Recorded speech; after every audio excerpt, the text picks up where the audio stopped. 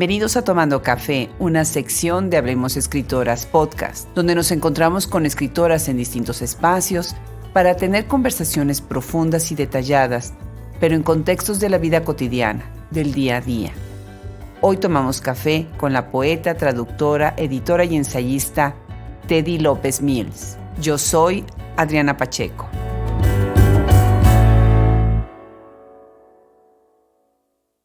La obra de Teddy López Mills refleja sus abundantes lecturas y gran estudio de la literatura, así como sus observaciones de la vida y del ser humano. Sus libros son un reto intelectual para el lector en donde se observa juegos lingüísticos, filosóficos y una gran intertextualidad. Sin lugar a dudas, es una de las más destacadas escritoras de la literatura contemporánea. Algunas de sus obras son Muerte en la Rua Augusta, Almadía 2010, que ganó el premio Javier Villaurrutia de Escritores para Escritores. El libro de las explicaciones, Almadía 2012, que ganó el premio de narrativa Antonin Artaud. Amigo del perro cojo, Almadía 2014. La invención de un diario, Almadía 2016.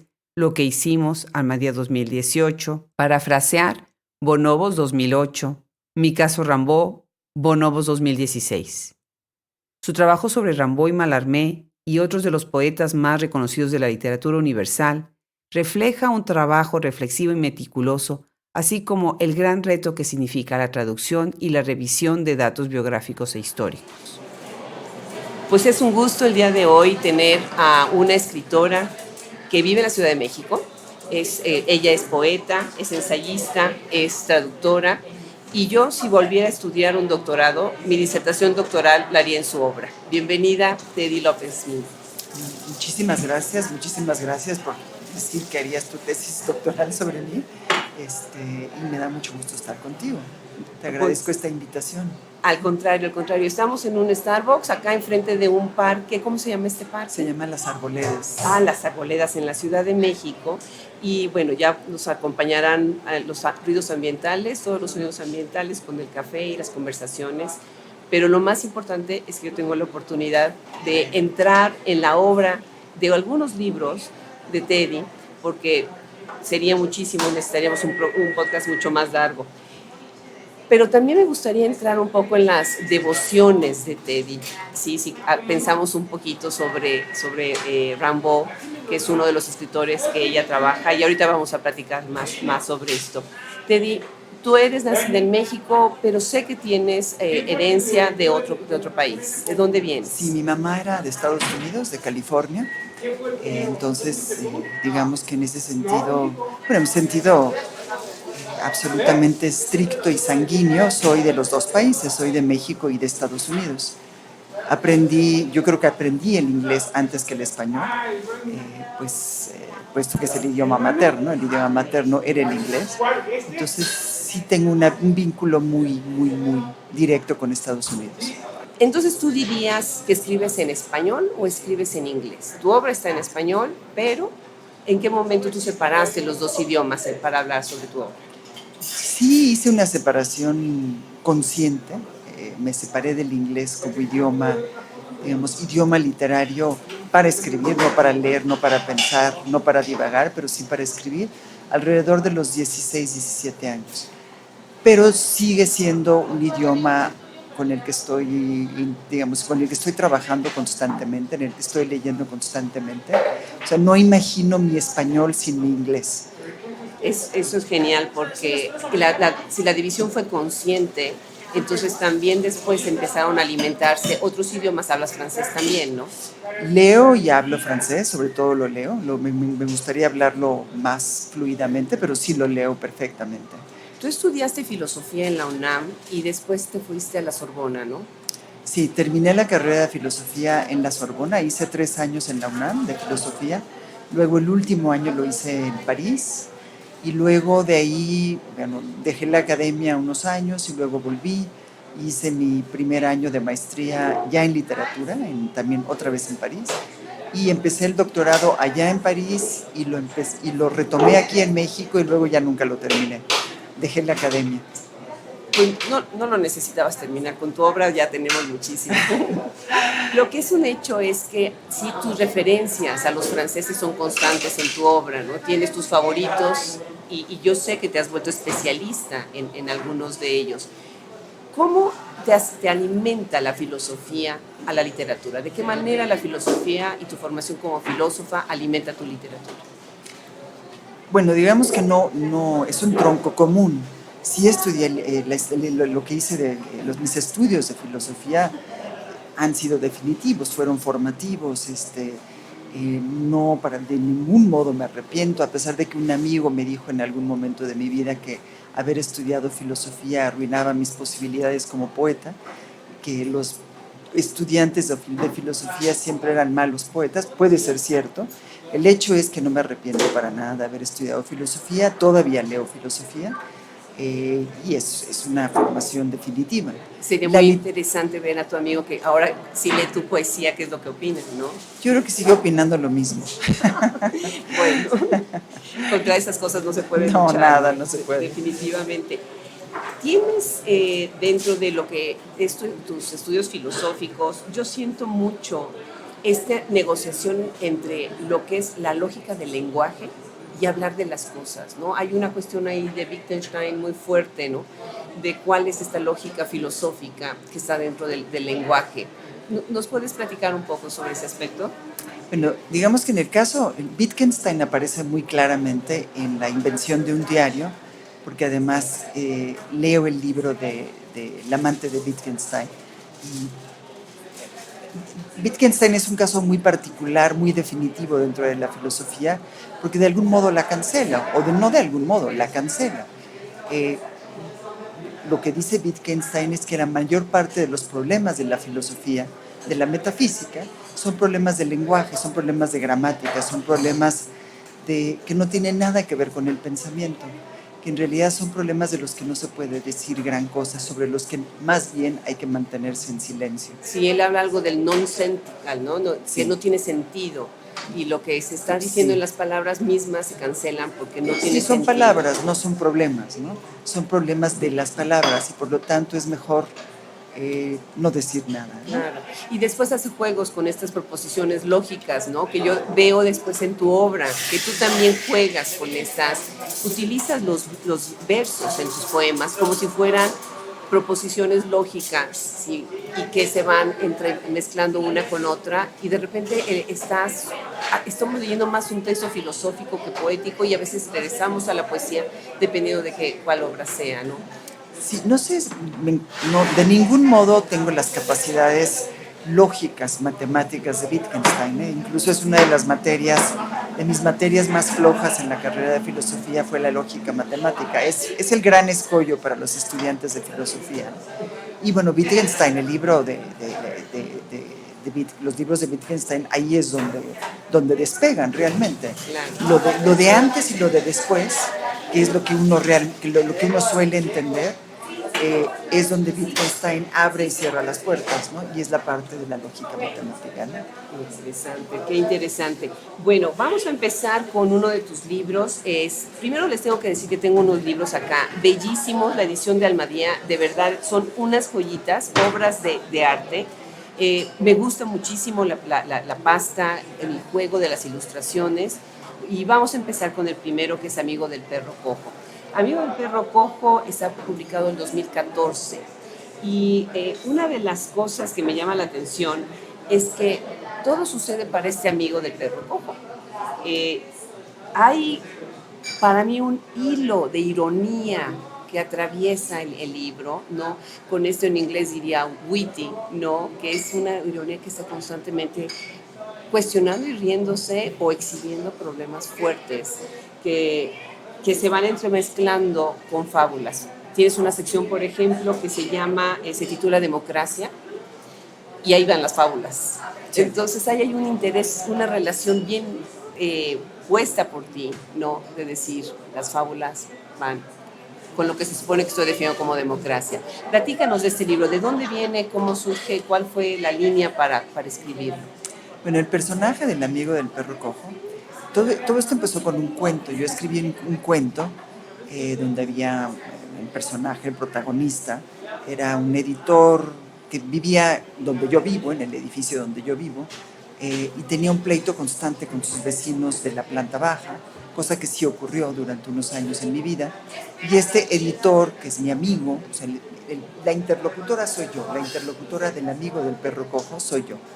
En alguna de sus borracheras, porque es alcohólico, tiene un blackout, y en ese ya ves que en los blackouts no significa que estás dormido. Tú haces muchísimas cosas en un blackout, puedes hacer muchas cosas, simple y sencillamente no sabes qué cosas hiciste cuando regresas, ¿no?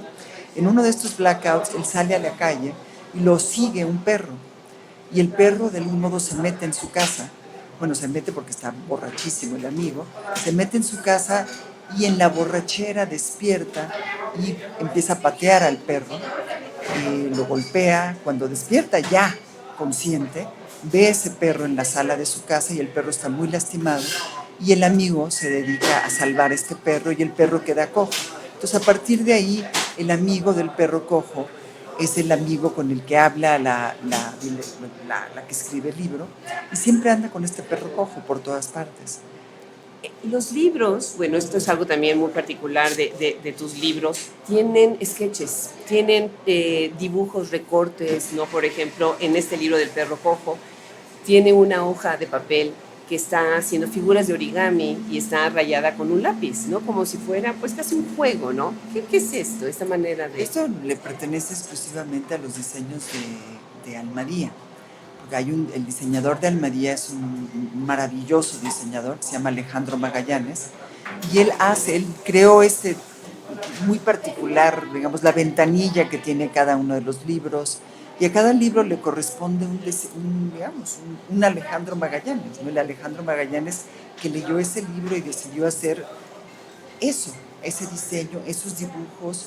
Entonces siempre es una sorpresa, no sabes qué te va a dar Alejandro Magallanes. Y con este libro él hizo la franja azul, decidió que tuviera la franja azul cada una de las páginas. Y los dibujos, y el dibujo de la portada, el hueso, que es de algún modo el hueso del amigo, del perro cojo. Y eso como La muerte en la Rúa Augusta también, ¿no? Tiene ese diseño particular que decidió Alejandro Magallanes. Están geniales, están preciosos, están geniales. Teddy, ¿nos podrías leer el inicio de tu libro, Amigo del perro cojo?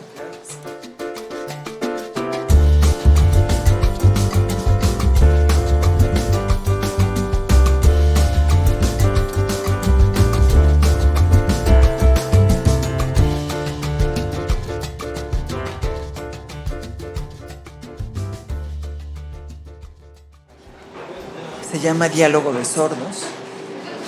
Se queja de las golondrinas mi amigo del perro cojo, sus picos en los poros de la piedra, el rumor de las alas esquivando las vigas, tanta sombra donde revolotean y chillan que huele a baño, tanto hollino tizne por cada tramo de claustro virreinal. ¿Cuándo termina este país?, me pregunta mi amigo, el perro cojo ya tumbado a sus pies, la pata delantera con las uñas rayando un listón de sol. ¿Cuándo comienza lo que viene? Quiere irse a Helsinki, mi amigo. Lo invito a Toluca a pasar una tarde, comer chorizo bajo el cielo neutro, hablar de los tiempos de aquí y de allá, cómo se repiten o se parecen, cómo se enquista siempre la luz aquí o allá en algún polvo pasajero. Si se nota, quienes nos escuchan, es poesía en prosa y tiene muchísimas, desde mi lectura, las metáforas muy construidas a partir de los adjetivos. La manera en la que adjetivas me llama mucho la atención porque haces mucho más énfasis en el objeto del que estás hablando, ¿no? También veo que tienes una línea más en las figuras retóricas tradicionales. Tienes algunos poemas en este libro que utilizas la anáfora, la repetición, ¿no? Y hay uno en especial que me impresiona mucho. En la fábula 2 me llama mucho la atención que estás usando el indefinido se para hacer una serie, usando la anáfora, ¿no? Para hacer una serie de argumentos que describen como un cuarto, como un espacio, como una sensación del sacrificio, del dolor.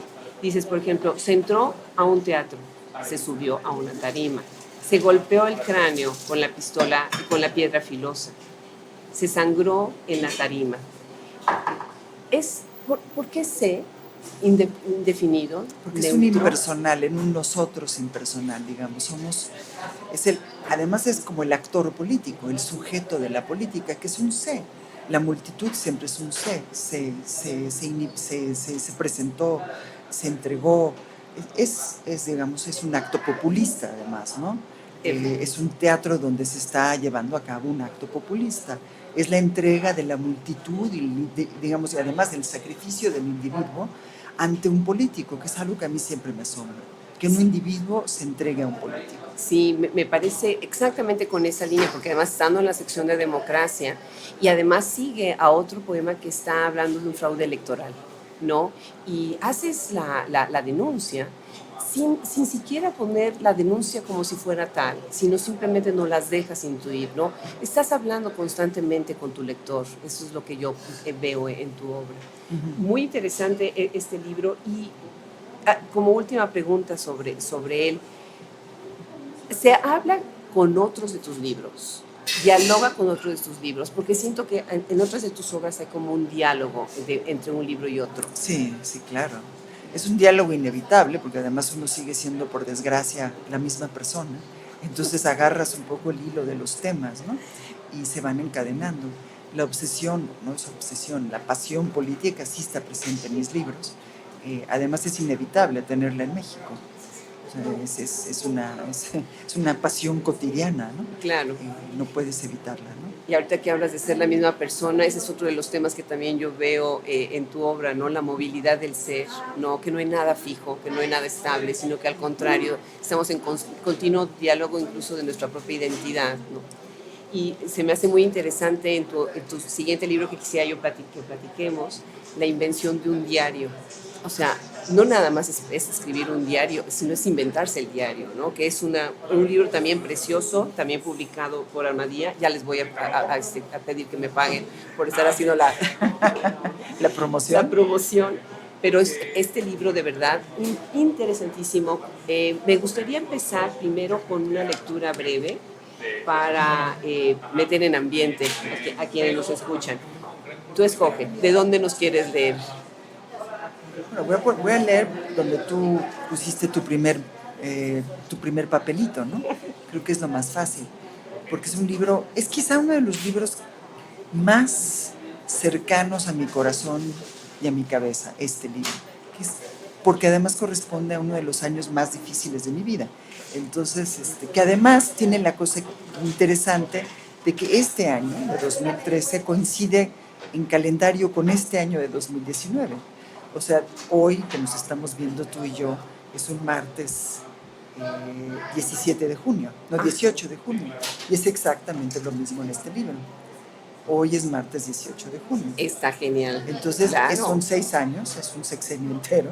Estamos en un nuevo sexenio. Si quieres, te leo parte del viernes 8 de febrero. Me parece muy bien.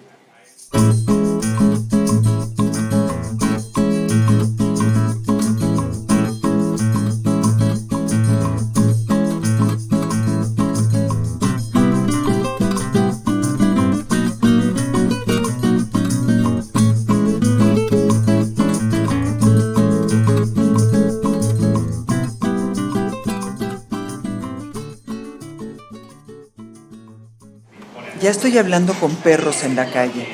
Antes solo les guiñaba un ojo. Quizá lo peor es que les hablo en inglés. Hay estudiantes que destruyen aulas enteras porque los quieren obligar a aprender inglés. Y yo ando aquí en el parque, empleando ese idioma con los perros. Alguien me va a denunciar. Cuando murió su marido, la abuela ciega y sorda y su hijo enterraron las monedas de oro en el jardín, y esas monedas las usó el hijo para armar negocios en un barrio al sur de la ciudad. El sobrino del pie gangrenado acusó al hijo de la abuela ciega y sorda de haberle quitado la fortuna a su familia.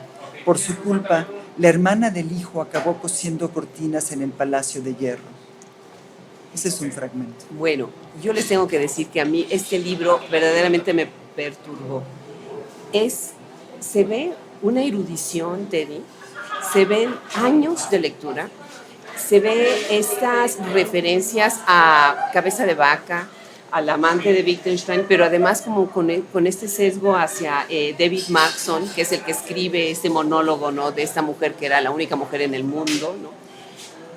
Totalmente kafkiano en algunas partes del libro.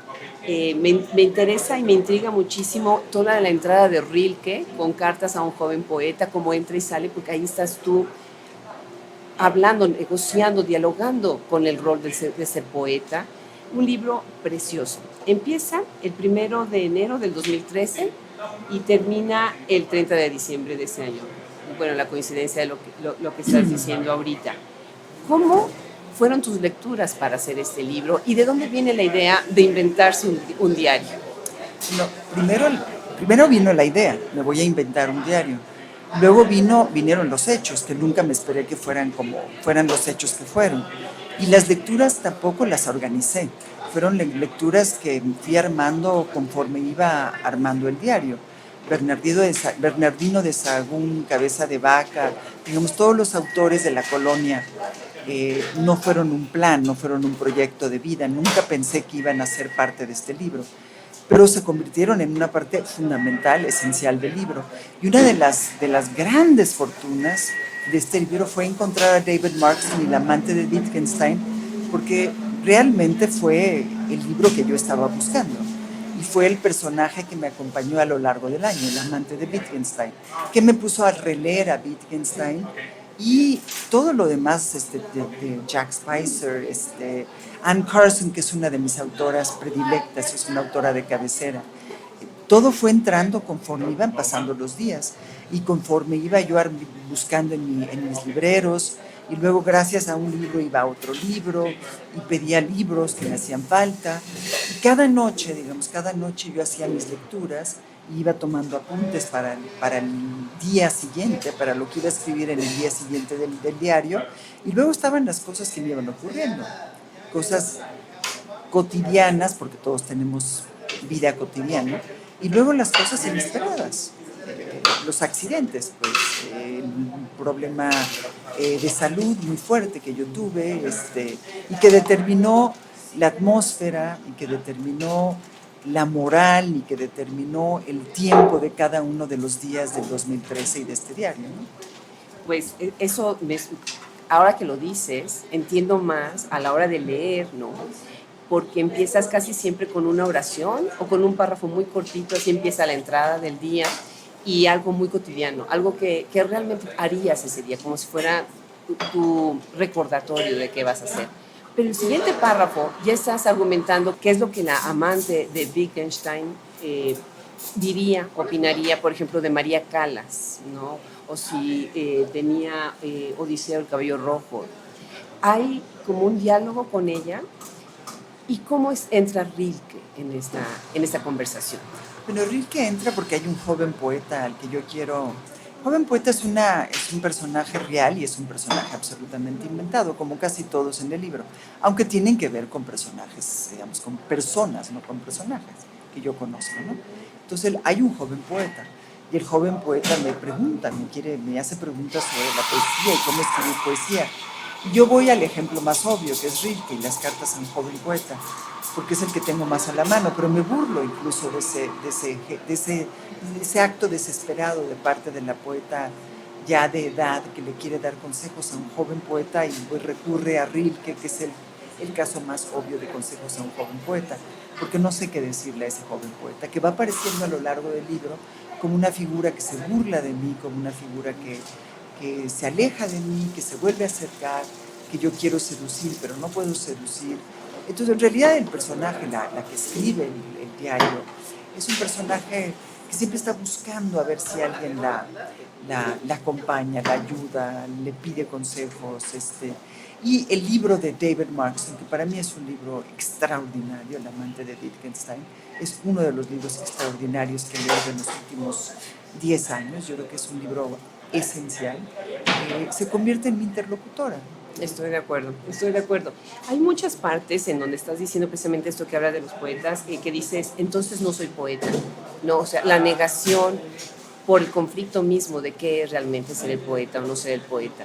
Y otra cosa que también se me hace muy interesante es los datos.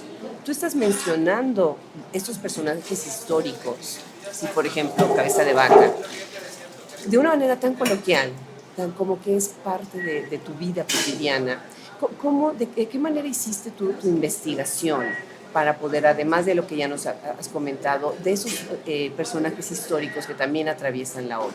Es que no los leí como, no fue una investigación, los leí como libros, finalmente son crónicas, ¿no?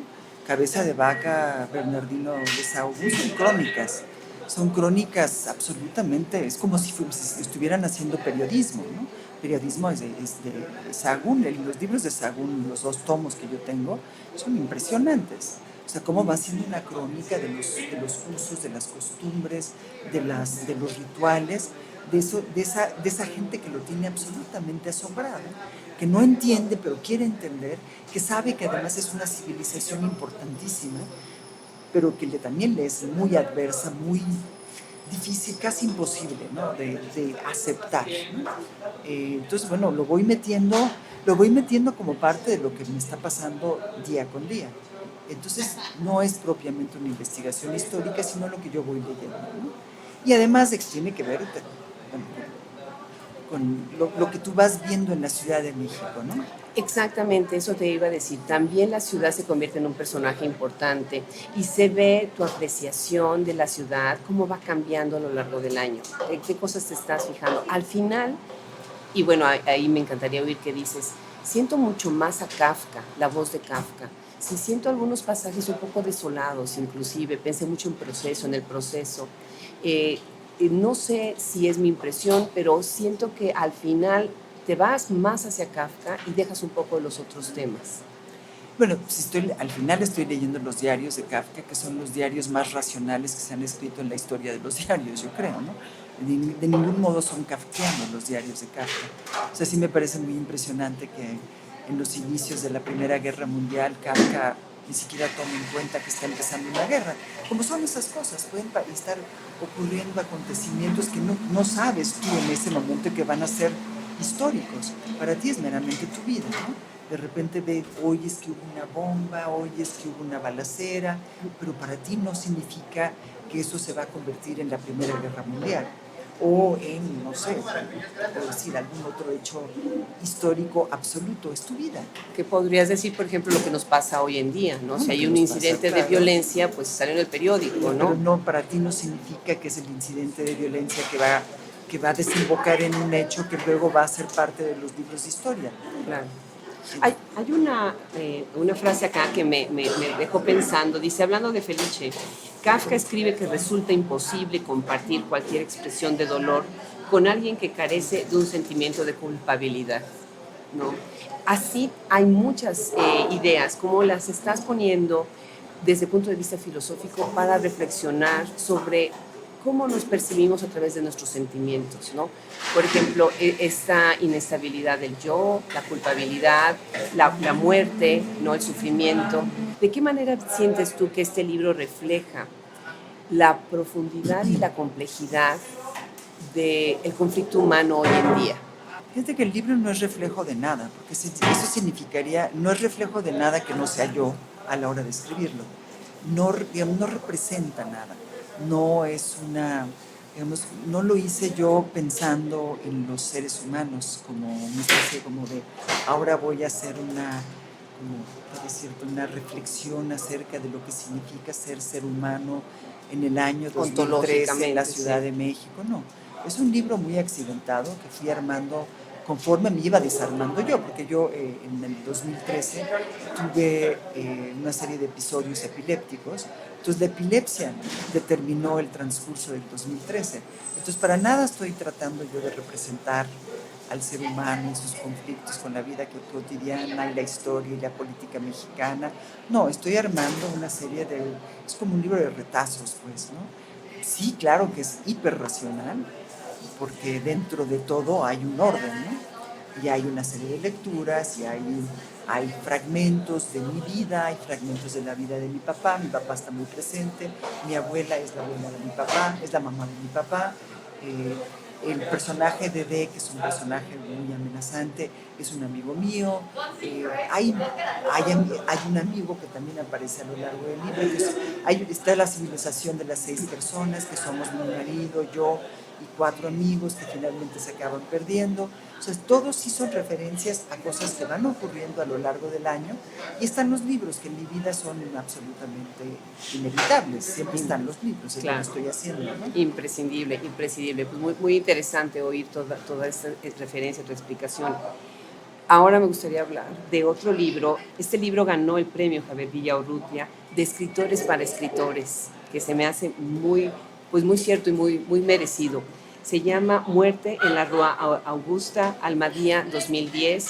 Y como decía Teddy hace un rato, parte de la publicación de la edición tiene ilustraciones, tiene dibujos a lápiz, bastante, algunos de ellos inquietantes, ¿no?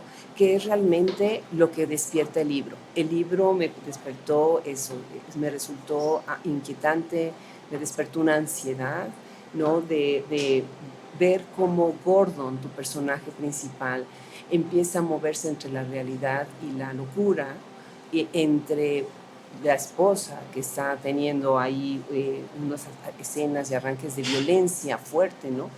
Y está Anónimo, que es como una voz, ¿no? Pensé, bueno, es el Pepe Grillo que está ahí adentro atravesando, como sucede en la mente de las personas que están perdiendo la razón o que han perdido la razón. Platícanos, antes de leer un fragmento, sobre este libro, Muerte en la Rua Augusta. Bueno, Muerte en la Rua Augusta empezó también, estaba yo en un viaje con un gran amigo, Álvaro, mi esposo y yo, nos fuimos de viaje a Portugal. Estábamos en Lisboa, íbamos caminando y de repente llegamos a la Rua Augusta, que es una de las calles, digamos, icónicas de Lisboa, una de las calles más hermosas de Lisboa. Y había un grupo de turistas de la tercera edad, como se les dice ahora, creo que yo ya voy a entrar a la tercera edad, y de repente un hombre se desplomó, todo el mundo empezó a gritar, yo me quedé viendo la figura del hombre tirado en la calle. Llegó una ambulancia, llegó la policía, y Álvaro y Víctor, que iban conmigo, me decían, bueno, Teddy, vámonos, ¿no? Ya deja de estar viendo. Y yo seguía viendo, yo morbosamente seguía viendo. Y eso me siguió dando vueltas en la cabeza a lo largo del viaje. Me traje el asunto a México y decidí escribir acerca de ese personaje que se muere en una calle de Lisboa. El grupo de turistas era un grupo de turistas alemanes. Obviamente yo no podía escribir sobre alemanes. Entonces, no sé cómo ocurrió que de repente acabé en Fullerton, California, que es donde yo pasé una época de mi vida saliendo de la prepa con mi abuela Mills, que vivía en Fullerton, California, con mi tío Maury. Y pasé no sé cuántos meses con ellos en Fullerton. Y de ahí salió el personaje de Gordon, que de algún modo se basa en mi tío, y lo demás fue sucediendo sobre la marcha. El personaje de la esposa, el personaje de Anónimo, que es una especie como de maestro, tirano, verdugo del señor Gordon, que es un ser más o menos ingenuo, que acaba de dejar de trabajar, que está a la merced de su mujer, que parece que está a la merced de su mujer, pero en realidad es una violencia de los dos, ¿no?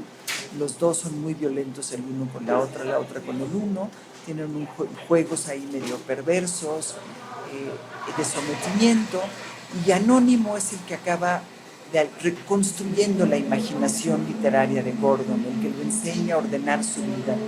Y también está el personaje del jardinero Jaime, y están las albercas, y está el jardín, y bueno, todo lo que le va ocurriendo a Gordon, que nunca sabe si sí viaja a Lisboa o no viaja a Lisboa, dónde muere, porque muere Gordon, dónde muere en Lisboa o muere junto a una alberca en Fullerton, California.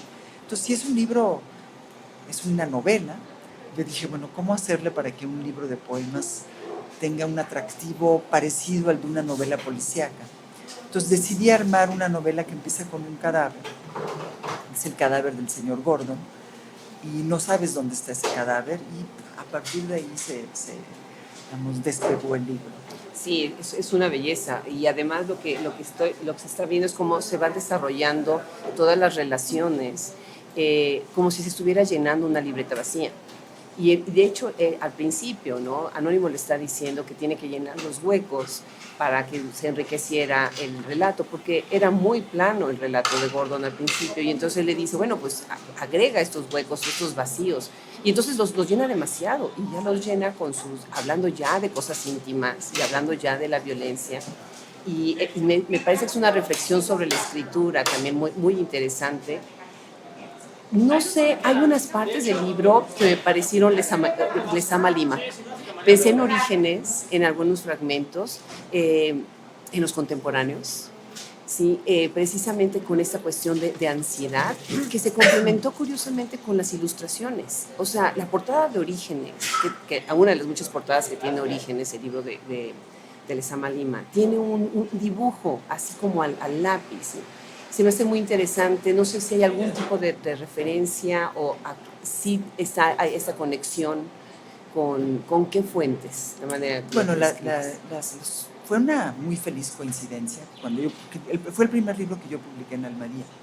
Y los dibujos, cuando conocí a Magallanes, me dijo, yo tengo dibujos que hice en una época tremenda, una época como de desplome, que se relacionan muy bien con el libro de Muerte en la Rua Augusta, con el señor Gordon, con Donna, con Anónimo, que son garabatos, que son...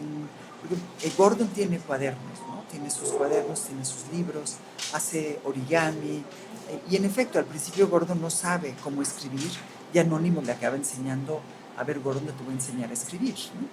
Y gracias a Anónimo, Gordon arma estos cuadernos y aprende, ¿no? Aprende a leer, aprende a escribir.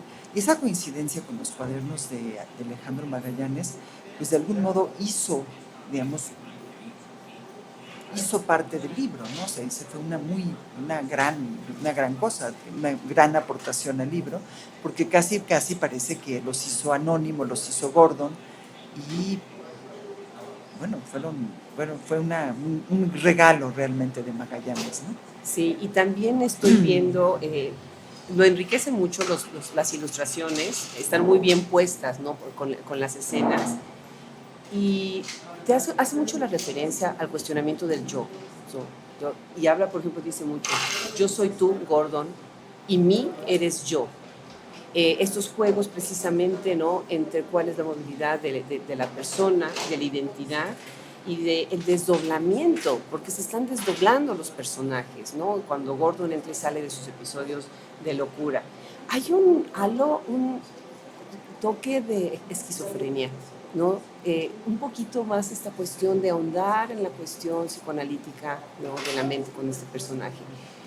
Desde ese punto de vista, la psicología y las teorías, ahí vamos a hablar filosofía y psicoanálisis, ¿de qué manera alimentan tu obra en general? No soy una estudiosa de la psicología ni del psicoanálisis. He padecido el psicoanálisis en varias ocasiones porque nunca pude terminar el ciclo. Siempre me impacienté, siempre me desesperó la rutina del psicoanálisis. Me pareció un poco aburrida, porque además el psicoanalista te dirige necesariamente hacia lugares donde no necesariamente está el asunto, ¿no? Del que tú quieres hablar. Te regresa a tu infancia, te obliga a hablar de tus papás, y no necesariamente es el tema de los conflictos o el tema de la ansiedad o el tema de la agonía, ¿no? Entonces siempre fui muy impaciente con el psicoanálisis. Y en el caso de Gordon, de ningún modo hay psicoanálisis. Anónimo es el escritor más productivo de la historia de la literatura, ¿no? Entonces Anónimo es el mejor maestro de todos, porque ha escrito una cantidad de obras que se le atribuyen sin querer, ¿no? Exacto. Entonces en ese sentido es un gran maestro. Y ordena la cabeza de Gordon. Gordon en efecto es un personaje desquiciado. Es un hombre muy simple que no sabe qué hacer con la locura. O sea, la locura de alguien simple, de alguien sin información, que es el caso de mi tío, Maury, que no era un hombre letrado, era un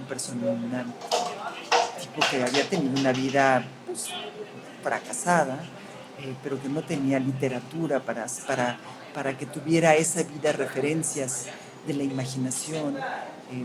Jugaba billar, jugaba golf, tenía sus amigos, no hacía nada más que eso, ¿no?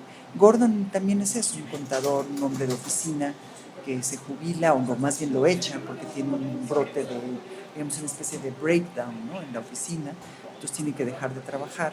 Y Anónimo lo salva de esa sencillez, ¿no? Le hace más compleja su vida, ¿no? Claro, definitivamente. Y hablando de alberca, hace poco platicando con Isabel Zapata, que tiene este libro, Alberca Vacía, otro libro de también una alberca. Y la alberca es un espacio bien complicado, ¿no? ¿Por qué la alberca? ¿Por qué esta alberca que aparece Porque aquí? yo recuerdo los muchos viajes que hacíamos a Estados Unidos con mi mamá para ir a ver a la familia Mills en California. Nos íbamos en coche y nos quedábamos en moteles, y la gran ilusión que nos hacía las albercas, qué formas iban a... Bueno, vaya que hay albercas en Estados Unidos, sobre todo en ese tramo que lleva hacia California. Entonces los moteles y las albercas. Entonces la ilusión que me hacían las albercas, ¿no? Qué tipo de alberca nos íbamos a encontrar en el siguiente motel. Entonces Gordon colecciona fotografías de albercas, en las revistas va recortando albercas, y las albercas siempre me han parecido, yo creo que a todos los niños nos parecen emocionantes las albercas, ¿no? Y Gordon es un niño, es un adulto niño, y le emocionan como emocionaban a mí las albercas. No son albercas metafísicas, son albercas físicas, son verdaderas albercas, ¿no? Claro, claro. Pues, ¿quieres leernos un fragmento?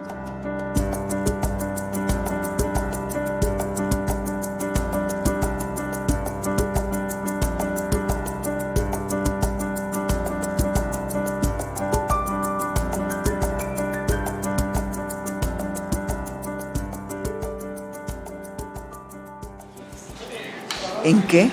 Otra vez hurga Gordon, nunca en su vida, ya ocurrió su vida, y Gordon no recuerda cómo recordar. Se le atora el tiempo en el rectángulo como un animal salvaje que se azota contra los muros y se va matando de tanto querer salir. No hace falta además recordar.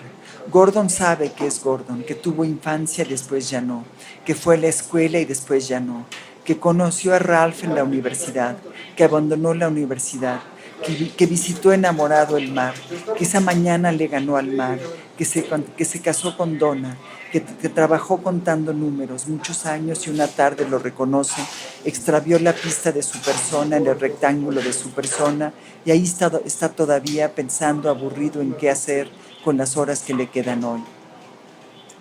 Genial, genial, genial. Bueno, para los que nos están escuchando, estamos platicando con Teddy López Mills en un Starbucks en la Colonia del Valle, En la Colonia del Valle, en la Ciudad de México. Muy contentos de estar platicando el día de hoy con Teddy.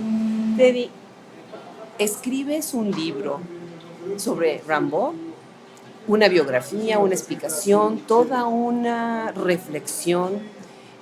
Dialogas con otras obras que se han escrito precisamente sobre Rimbaud, otras biografías que son famosas, pero al final además nos das el lujo de que nos traduzcas.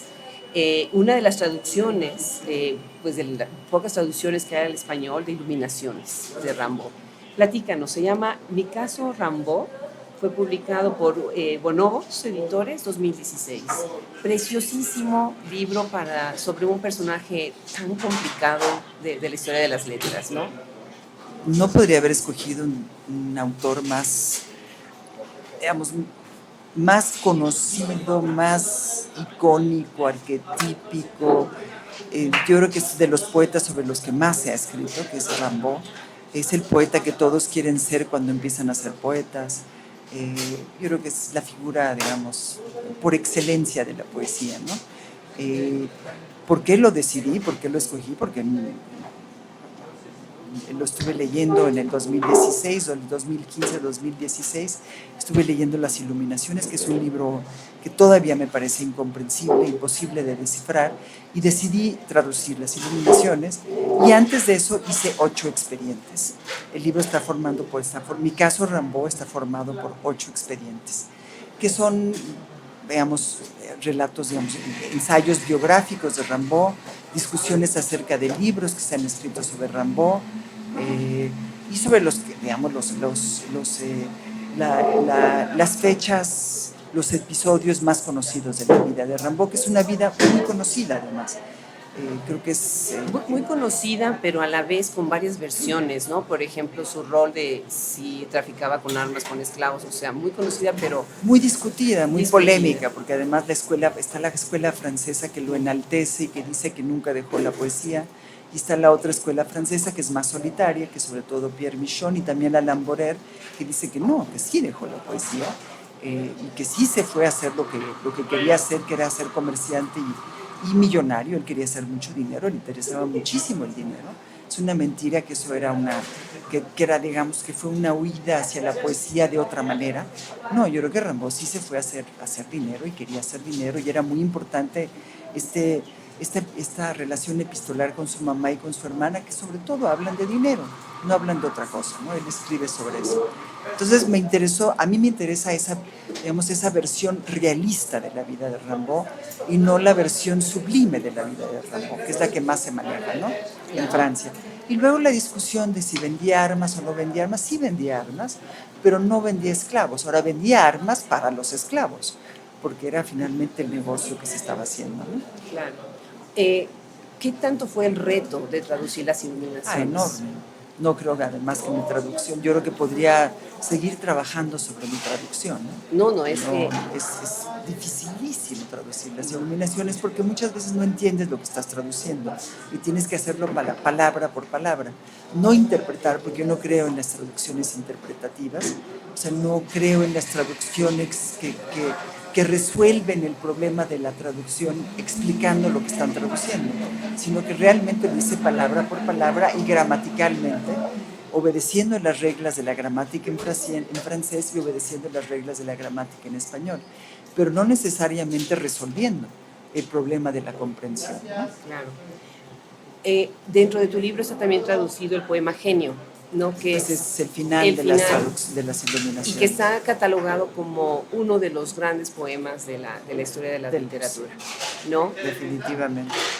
Si tú, una vez que has estudiado tanto a Rimbaud, te decides a traducirlo, ¿cómo es que pasas a otro libro tuyo que es Lo que hicimos, que tiene precisamente este diálogo, pero lo publicas años después?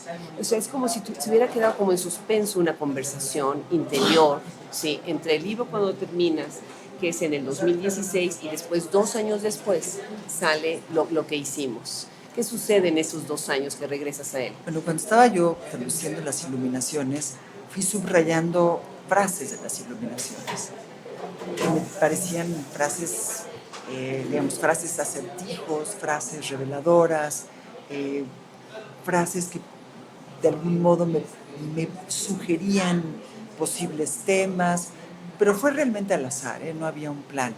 Y una vez que tuve esas frases, que creo que son 34, no me recuerdo, pero no tengo... Son 34, creo que sí. Son 34 sí, frases. A partir de esas 34 frases decidí hacer este libro que tiene un título muy literal, que es Lo que hicimos. O sea, que es lo que yo hice a partir de esas 34 frases de las Iluminaciones de Rimbaud. Las frases no están metidas de manera, o sea, no es que cada texto empiece con una frase de las Iluminaciones, sino que están intercaladas de manera también muy azarosa, están en medio, están al final. No las puse en cursivas dentro de los textos, sino que están en el índice, digamos, están numerados los textos. Los querías poner a trabajar, a trabajar al lector. Que buscaran, sí. Eso sería genial, genial hacerlo, de verdad, si vuelvo a hacer otro doctorado, seguro tú vas a hacer mi disertación. Caray, pues espero que vuelvas a hacer otro doctorado. Eso sería buenísimo. Bueno, por ejemplo, estás hablando del domingo en tu libro Lo que hicimos, y precisamente hay un capítulo, hay una sección que se titula Domingo, ¿no? De Rimbaud. Entonces se me hace muy ingenioso y muy truculento, ¿no? Pero de la misma manera como Rimbaud nos truqueó, él también nos engañó a nosotros, ¿no? Ah, claro. Y era en continuo juego, que era tan inteligente, que estaba siempre en ese continuo juego de ver hasta dónde realmente la gente estaba entendiendo lo que él estaba haciendo, ¿no? Platícanos, ahora que ya menciono lo que hicimos, Precioso también, es otro libro también de Almadía, tiene una sección, pero no están intercalados los dibujos. Si no los pusiste o los pusieron así como un folletito, como un dossier en una revista. Sí, porque mientras iba leyendo, porque no sabía cómo diseñar este libro, porque lo dejó medio perplejo, decidió hacer, o sea, mientras iba leyendo, iba haciendo garabatos, y aquí lo puso. Exactamente, pone una nota. Dibujos para lo que hicimos Teddy López Mis, porque fue lo que se me iba ocurriendo mientras iba leyendo. Y al final dice destello. Destello, sí. Y eso no estaba planeado, ninguna de estas cosas estuvo planeada. Este cuaderno me lo iba a regalar como regalito aparte. Y yo cuando estábamos haciendo, digamos, ya haciendo la lectura de galeras y demás, ya al final sugerí que por qué no lo ponían dentro del libro. Pero no pensé que lo iban a poner o sea, pensé que lo iban a hacer intercalado, no que iban a meter directamente el cuaderno, y lo metieron así, entonces fue toda una sorpresa. Y en rosita, y en rojo. Un rojo, digamos, deslavado, y así fue lo que hicimos. Iba a ser otro el diseño de la portada, yo escogí de la señora. De la señora, precisamente. Aparece a lo largo del libro. Sí. Y fue lo que quedó. Tienes otro personaje, la nieta, Iris. Iris, sí. Platícame un poco sobre tus personajes.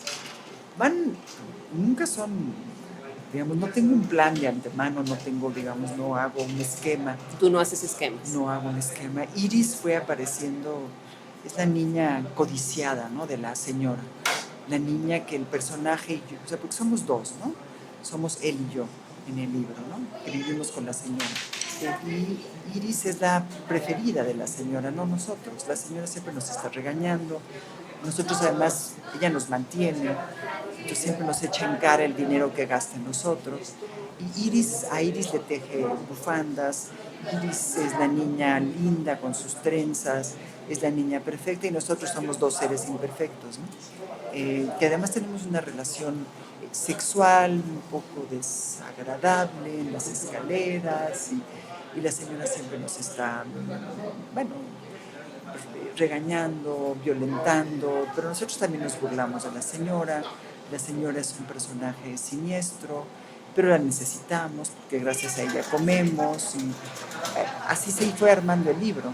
Absolutamente no como las iluminaciones de Rimbaud, que son mucho más poéticas que esto, ¿no? A mí me gusta mucho la manera en la que se oye cuando te leo en voz alta, como me oigo leerte. Tienes una manera de escribir muy rítmica, y lo atribuyo a, como ya decíamos hace un rato, a las repeticiones, ¿no? O sea, intercalas muy bien, no nada más la repetición de palabras de estilo anáfora, sino de ideas, regresas a una y otra, ¿no? Y me gustaría, si quisieras leer este fragmento, vamos a platicar un poquito sobre estas negaciones. No era una acrópolis, no era una polis, no era una metrópoli, no era un juego silábico acentual, no era una plataforma, no era un desnivel de ríos, no era un desliz en los nodales, no era un tabique contra la esquina del mármol. No hubo señales, no hubo espectaculares, no hubo periféricos, no hubo carreteras. Algunos buitres descansaban en los alambres y el efecto era dramático sin duda, pero la gente por abajo siguió con sus rondas o sus compras, o meramente se distrajo entre cruzar una calle o la otra. Aquí estás otra vez, regresas a este tema de la negación, de lo inestable de todo, ¿no? A partir de esa negación también hablas de artistas, por ejemplo, tienes una sección sobre el cuadro de René Magritte, ¿no? Yo no soy una pipa, ¿cómo se dice en francés? Je suis pas un pipe, sí. Y que es también decir, no, lo que ves no es lo que existe, ¿no? Realmente no es lo que estamos lo que creemos, ¿no? Hay otras referencias, por ejemplo, a un escritor, Robert Greeley, que es parte de la generación Beat, que me llamó mucho la atención. Platícanos sobre ¿cuáles son los libros a los que siempre regresas? ¿De qué manera siempre tienes estos autores presentes? ¿Quiénes son? Bueno, siempre, o sea, cuando escribo un libro, siempre hay autores que acompañan la escritura de ese libro. Robert Creeley es un poema del libro Parafrasear, ¿no? Que hablo que además el libro Parafrasear también tiene un verso de Robert Creeley como título, ¿no? Entonces Robert Creeley, digamos, ahorita no estoy leyendo a Robert Creeley, pero cuando estaba escribiendo Parafrasear, estaba leyendo a Robert Creeley, como también estaba leyendo a Anne Carson, siempre a Ezra Pound, siempre a T.S. Eliot, a Elizabeth Bishop, pero no te los podría decir en orden. Por ejemplo, ahora que estoy escribiendo otro libro de poesía, estoy leyendo a John Berryman, pero también estoy leyendo a Zukovsky, a George Orwell, otra vez a Anne Carson. Digamos, es muy desordenado el asunto. No te podría decir, un día estoy releyendo el monogramático de Octavio Paz. También he leído para este libro en especial que estoy escribiendo a C.D. Wright, es una poeta estadounidense que me parece extraordinaria, murió hace 2 años. Estaba casada con otro poeta, Forrest Gambler, que se acaba de ganar el Pulitzer con un libro que es una especie de elegía a C.D. Wright. Siempre estoy leyendo pues de manera abundante. Sí, y además, sí, sí. informando tu obra en específico. Eso se me hace eres la primera escritora que me dice así, de esta manera, hago mis libros de lectura alrededor de mi libro que estoy escribiendo. Veamos, en cierta forma soy una delincuente, porque mi apropiación cultural es constante. Siempre me estoy apropiando de autores. No puedo trabajar de otra manera, no concibo. Digamos, no tengo una vida tan llena de aventuras como para escribir los libros a partir de mi vida, ¿no? Tengo una vida más bien como de eso, de lectora, ¿no? Pero maravillosa, y no de ninguna manera te estás apropiando, al contrario, estamos nosotros tratando de difundir que la lectura es lo que nos va a poder cambiar. Eso es lo que tú haces, ¿no? Lees, te cambias a una escritora de esta nueva obra. Y efectivamente esos dos textos están en el libro Parafrasear. Ce n'est pas un pipe, ¿no? Exacto. Sí. Que está publicado también por Bonobos, que es la editorial que publicó el libro de Rimbaud. 2008. Con este libro yo te conocí. Este fue el primer libro que llegó a mis manos hace muchos años y me dio mucho gusto porque además lo guardé, como que viajaba mucho conmigo. Me iba de viaje y me llevaba el librito. Y es una edición muy linda. Y el libro no es nada librito, es una belleza, es una belleza. Platícanos, Parafrasear tiene también, como habla de esa erudición, mucho en la cuestión de relatos, pero sobre todo en la cuestión más del reto intelectual de cómo escribir. Juegas mucho con el lenguaje, ahí sí se nota más poesía, tratando de buscar no una métrica, pero sí más simbolista. Incluso tienes poemas que hacen ciertas figuras, ¿no? Como regresando a los contemporáneos, a las vanguardias. Platícanos un poco más sobre Parafrasear. Bueno, el título lo dice todo, ¿no? Así estoy parafraseando. Y además al final del libro, como también, creo que no es el único, también en lo que hicimos, siempre doy la bibliografía, ¿no? Porque es algo que quiero compartir con el lector. Y además es mi forma de darle crédito a todos los autores, de darles crédito por lo que hicieron en el libro, ¿no? Por el papel que desempeñan en el libro. Entonces, en este libro, al final, está Wallace Stevens, está Robert Creeley, está Elizabeth Bishop. Elizabeth Bishop está en el libro de Amigo del Perro Cojo, su poema de los mapas. Está Heródoto, hay cantidad de autores que participan en la escritura de este libro, ¿no? De manera muy activa. Entonces, empieza con T.S. Eliot y termina con Heródoto, que es toda la saga del Señor, ¿no? Exactamente. Sí. Y ya has mencionado ya por segunda vez a T.S. Eliot. No, T.S. Eliot y Pound creo que no dejan de ser los autores. Ezra Pound para mí que está también al final en La invención de un diario. Sí, fundamental. Es el autor de cabecera, ¿no? Claro. Teddy, tienes un capítulo acá, el capítulo 13, que se llama Pausa. Me encanta. ¿Podrías leernos un fragmento? Sí. Pausa además es literal, porque es la pausa entre una lectura y otra. esta historia no tiene principio, no tiene fin, esta historia eres tú, no soy yo, esta historia es de Ben, no de Yavin, es de toma y dame, no de quita y pon. Alguien te mueve, me preguntas, alguien ordena los hilos cuando se enredan, la historia o el azar sobrepuestos como si fueran lo mismo, buscando matices que los distingan. Esto lo decidió un humano de nombre cualquiera, eso el destino, o llámalo como mejor se acople a la incertidumbre, hado nido de un dios, perplejo, vano, casto, un espejo, te pido, el chiste no sirve, hay Dios sarcasmo y Dios desprecio, y de paso un Dios espía que me observa cuando transcurro con la especie, bestia bruta, le grito al cielo, ¿qué miras con tantos ojos? Personas y personas allá abajo, pero no se trata de eso, la historia a mitad cuenta que hubo un arroyo de más, otro sector de aguas negras y eso que pareció muerte, fue más bien estrategia para disponer el reparto. Mi enemigo sería la libertad ajena o algo así, según me explicaron el amor de los otros que se declina en futuro, aunque no voy a enumerar los lugares comunes del odio, sería empalagoso, luego habría que reconciliarse tú y yo y ellos. Pues muchísimas gracias, Teddy. De verdad, oírte es una delicia. Es una delicia. Tu poesía es sublime. Ay, no, muchísimas gracias. De verdad te lo digo. Quiero hacerte dos preguntas para cerrar la conversación. La primera es, ¿cómo sientes el ambiente de los escritores en la Ciudad de México? ¿Qué piensas tú que está sucediendo en este boom? Y por último, ¿en qué estás trabajando? Ya mencionaste esta obra, en lo que ya estás trabajando, pero saber un poquito más hacia dónde va Teddy en este año.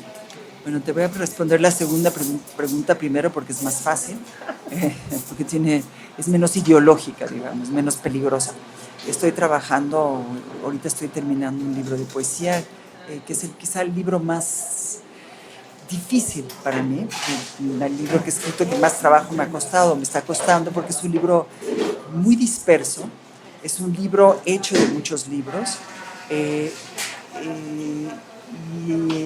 hay partes en prosa, hay un cuento, hay una entrevista, y no me está costando trabajo, pero es un libro de organización difícil, pues, ¿no? Y ahora estoy escribiendo una parte que es poesía, poemas que se convierten en ensayos. Y estoy leyendo o releyendo muchos libros de autores que han sido importantes para mí. Ahora, como te dije, estoy leyendo el monogramático de Octavio Paz. Hoy empecé a leer John Berryman, The Dream Songs. Eso por una razón muy particular. Una amiga que estudia en el New School en Nueva York me contó que en una de sus clases iban a leer The Dream Songs de John Berryman, pero que una alumna protestó porque el libro tiene a un personaje, el libro de Henry, tiene un blackface, digamos, un personaje blanco que se pinta la cara de negro, y eso le pareció muy ofensivo. Entonces tuvieron que quitar el libro de la lista. Se nos está complicando la conversación con todas estas susceptibilidades. Entonces me pareció tristísimo que los alumnos se iban a no leer a John Berryman porque una alumna se incomodó por el personaje de Henry, de Mr. Bones, y me pareció dramático. Entonces me estás preguntando qué está pasando ahora con la literatura en México. Esa es una de las cosas que está pasando con la literatura ahora en México, y no sé cuál va a ser el camino, cuál va a ser el derrotero, pero sí está afectando las relaciones personales y supongo que va a afectar también las relaciones literarias. Interesante lo que dices. El ambiente literario en México ahorita se está moviendo muchísimo. No hay muchas corrientes dentro del país. No, yo estoy viendo no quiero usar la palabra boom. Cada vez que quiero decir la palabra digo no. Pero está sucediendo algo especialmente con escritoras, ¿no? Ha surgido una generación de jóvenes escritoras, pero también muchas escritoras con mucha trayectoria, con gran trayectoria, están publicando mucho, ¿no? Muy interesante lo que está dando. A mí me gustaría mencionar algunos de tus premios, que se me hace muy relevante que quienes nos escuchan sepan los premios que has ganado. Eres Premio Nacional de Literatura Efraín Huerta, 2006, el Premio Javier Villaurrutia, 2009, Premio Nacional de Literatura José Fuentes Mares 2008, Premio de Narrativa Antonín Artaud 2012, Premio Iberoamericano Bellas Artes de Poesía Carlos Pellicer 2014, y bueno, pues tú fuiste quien recibió, y ahí el pochismo ya se me iba a salir, la que recibió por primera vez la beca de la Fundación Octavio Paz para jóvenes creadores. Pues, ¿qué más podemos decir? Tienes una carrera impresionante. Y creo que una pregunta más. ¿Qué sentiste cuando recibiste esta primera beca de la Fundación Octavio Paz? Bueno, la emoción, la incredulidad, no podía creerlo para empezar, la emoción absoluta, fue un acontecimiento maravilloso en mi vida. Y luego, ahora viéndolo en retrospectiva, la tristeza, porque la Fundación Octavio Paz desapareció, lo cual es una tragedia. O sea, Octavio Paz no tiene una fundación, Octavio Paz no tiene nada. Y eso me parece, o sea, la Fundación Octavio Paz acabó siendo la Fundación de Letras Mexicanas, ¿no? Acabó siendo otra cosa por completo. Tienes razón, no había caído en la cuenta, es cierto, es cierto. Teddy, pues una vez más, muchísimas gracias por aceptar esta invitación, tomar café conmigo. No, al contrario, gracias a ti. Una experiencia de verdad maravillosa. Muchísimas gracias, Teddy. No, al contrario, te lo agradezco a ti.